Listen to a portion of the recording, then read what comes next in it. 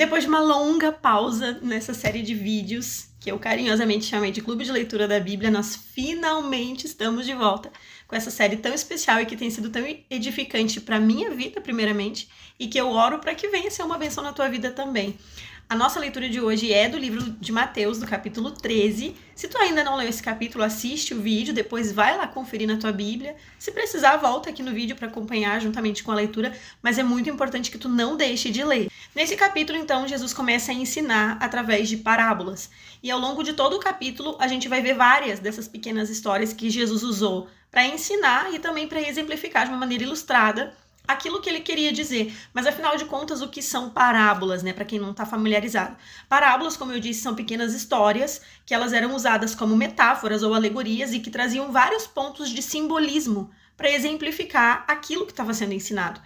As parábolas de Jesus tinham dois propósitos, que era ensinar e revelar a verdade para aqueles que estavam dispostos a ouvir e a crer, mas também servia para ocultar a verdade daqueles que tinham o coração endurecido e que rejeitaram a verdade a respeito do reino de maneira voluntária.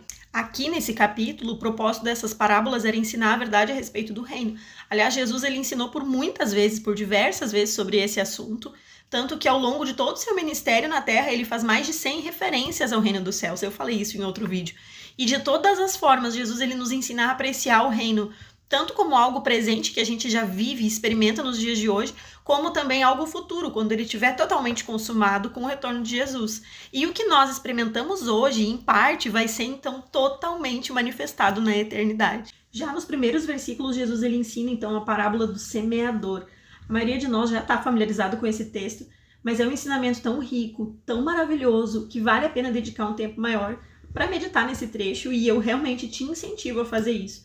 Sabia que entender isso aqui pode nos ajudar até mesmo nas estratégias de evangelização? Então, sobre a parábola, do versículo 4 ao 8 ele conta a parábola, e do versículo 18 ao 23 ele explica essa parábola. Com isso, Jesus está ensinando que quando nós pregamos o evangelho, que é a semente representada aqui, que é a própria palavra de Deus, ela vai encontrar vários tipos de solo. Aqui vai um rápido resumo, então, desses solos. Tem aquela semente que é lançada à beira do caminho e que vieram as aves e comeram, representa alguém que ouviu a palavra, mas não entendeu. Então, ela pode ser facilmente afastada pelo inimigo. Tem a semente que foi lançada em um solo pedregoso, com pouca terra, que não produziu raiz e foi queimada pelo sol, representa aquele que ouve, até recebe a palavra com alegria, mas não tem raízes, não tem bases bem estabelecidas e se perde facilmente com angústia ou perseguição. Tem a semente que foi lançada entre os espinhos, e os espinhos sufocaram a semente, e representa aqueles que ouviram e receberam a palavra, mas ela ficou infrutífera por causa dos prazeres do mundo, das riquezas, das coisas terrenas. E tem a boa terra, ou o solo fértil, que recebeu a semente, criou raízes, produziu fruto.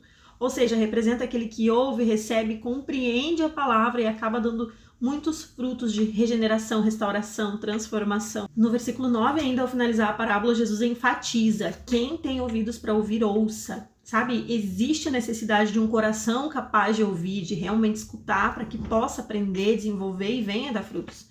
A Bíblia diz em João 16 que não somos nós, mas é o Espírito Santo quem convence o homem do pecado, da justiça, do juízo. Mas isso não isenta ninguém da sua responsabilidade para receber a palavra de maneira produtiva. Quando nós estamos pregando, evangelizando, levando Jesus para os perdidos, existe a obra do Espírito Santo operando juntamente com a palavra. Mas ele jamais vai obrigar alguém a crer. Precisa ser uma escolha. E o solo é algo pessoal e individual. Então, não se sinta desmotivado se parece que nada está acontecendo, se parece que as pessoas não estão sendo salvas através da tua pregação. Creia que as sementes da palavra estão sendo lançadas e o Espírito está operando, ainda que tu mesmo não veja os frutos. Lá no versículo 24, Jesus ensina também a parábola do joio e do trigo. O joio e o trigo eles eram muito parecidos, mas era impossível distinguir cada um dentro de uma plantação, pelo menos até que chegasse o tempo da colheita. O joio ele tinha a aparência do trigo, mas ele não tinha nenhuma utilidade. Parece, mas não é, sabe como?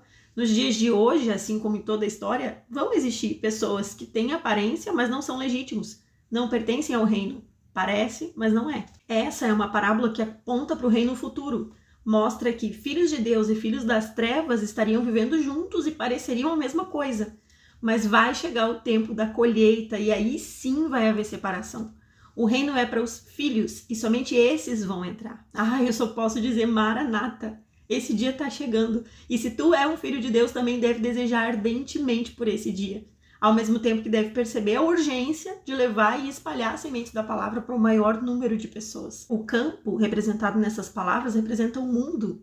Jesus nos chama cada vez com mais urgência para ir semear, independentemente de qual seja o solo, de qual seja a aparência, de quão difícil e impenetrável pareça ser. As sementes da palavra precisam ser lançadas, nós precisamos fazer a nossa parte. O Senhor conta com a gente como bons semeadores para espalhar essa verdade até que a gente se encontre com Ele. E é isso, eu tava com muita saudade de fazer esses vídeos, tava com muita saudade de voltar a estudar aqui para compartilhar juntamente com vocês. Se tu gostou desse vídeo, curte aqui, deixa teu comentário, compartilha aquilo que o Espírito Santo também pode ter compartilhado ao teu coração, envia para pessoas que tu acredita que também possam ser abençoadas através dessa palavra.